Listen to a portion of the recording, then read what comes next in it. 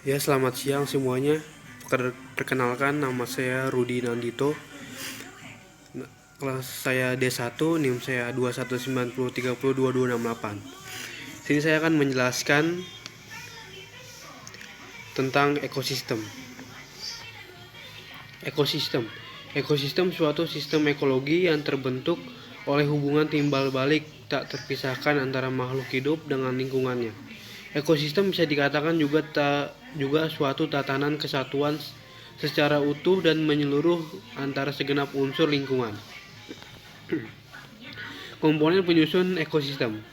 Berdasarkan sifatnya, ekosistem tersusun atas faktor biotik dan abiotik. 1. Faktor biotik. Faktor biotik adalah faktor yang meliputi semua makhluk hidup di bumi. Faktor biotik juga meliputi tingkatan organisasi di dalam ekologi, meliputi individu, populasi, komunikasi, ekonomi bioma, biosfer. Contoh ekonomi bioma biosfer itu sistem lebih besar lagi, contohnya planet. Kedua, faktor abiotik. Faktor abiotik adalah faktor yang meliputi faktor fisik dan kimia, seperti suhu, sinar matahari, air, tanah, ketinggian, angin, dan garis lintang. Tipe ekosistem itu dibagi menjadi 3, yaitu terestrial, akuatis, ekosistem buatan. Yang pertama, tipe ekosistem terestrial.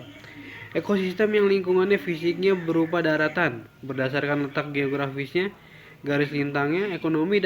Ekosistem dapat dibedakan menjadi beberapa bioma.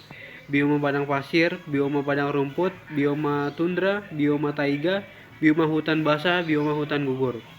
Contohnya itu ada gurun, padang pasir, taiga, hutan hujan tropis, hutan gugur, dan tundra. Tipe ekosistem akuatis merupakan ekosistem yang meliputi perairan, yakni ekosistem air tawar, air laut, air estuari, muara tempat bersatunya sungai dan laut, ekosistem pantai, dan ekosistem sungai. Tipe ekosistem buatan. Ekosistem yang diciptakan manusia untuk memenuhi kebutuhannya. Ekosistem buatan merupakan subsidi energi dari luar, tanaman atau hewan peliharaannya, didominasi pengaruh manusia dan memiliki keanekaragaman rendah. Contoh ekosistem buatan adalah bendungan hutan, tanaman produksi seperti jati dan pinus.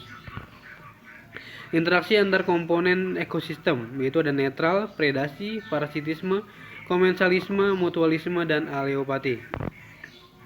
Netral merupakan hubungan tidak saling mengganggu antar organisme dalam habitat yang sama, yang bersifat tidak menguntungkan dan tidak merugikan kedua belah pihak.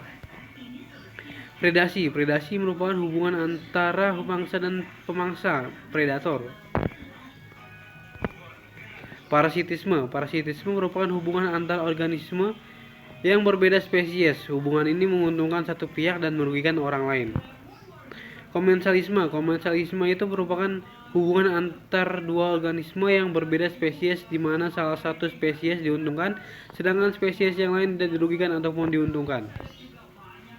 Mutualisme itu merupakan hubungan antara dua organisme yang berbeda spesies yang saling menguntungkan kedua belah pihak. Aleopati merupakan interaksi antar populasi.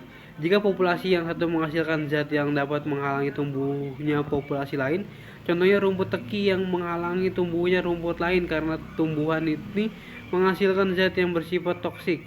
Pada mikroorganisme, istilah aleopati dikenal dengan antibiosa. Contohnya jamur Penicillium sp menghasilkan antibiotik yang dapat menghambat pertumbuhan bakteri tertentu. Adaptasi dalam ekosistem. Pengertian adaptasi adalah cara makhluk hidup untuk menyesuaikan diri dengan lingkungan hidup di mana mereka tinggal.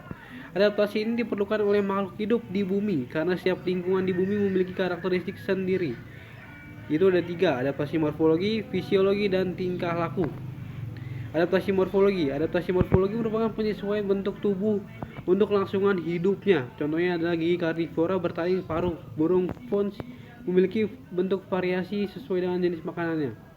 Contohnya itu burung itik. Makanannya ikan cacing. Ciri paruh seperti sudut pangkal bergerigi berguna untuk menyaring makanan air dan lumpur. 2, ada burung elang. Jenis makanannya ular, ayam, kelinci. Ciri paruhnya paruh tajam, kuat runcing dan agak membengkok untuk menggoyak makanan dan yang berupa daging.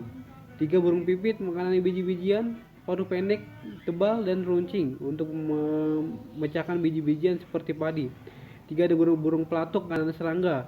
Ciri paruh itu paruh sebagai agak panjang untuk memahat payu pohon dan menangkap serangga di dalamnya. 4. Ada burung pelikan makanan ikan. Paruhnya itu paruh panjang yang berkembang besar dan bagian bawah untuk menyimpan ikan. Itu ada 5. Burung ayam makanannya biji-bijian dan cacing. Ciri paruh pendek, terbuat tebal dan runcing.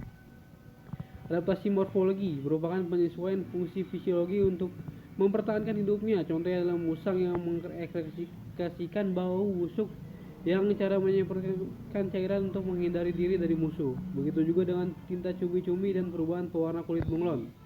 Adaptasi tingkah laku merupakan adaptasi yang didasarkan pada tingkah laku atau perubahan, contohnya pura-pura tidur atau mati seperti yang dilakukan pada tupai virginia dan paus yang menyemprotkan ke udara. Sekian, terima kasih yang bisa saya jelaskan, kurang lebihnya mohon maaf. Terima kasih.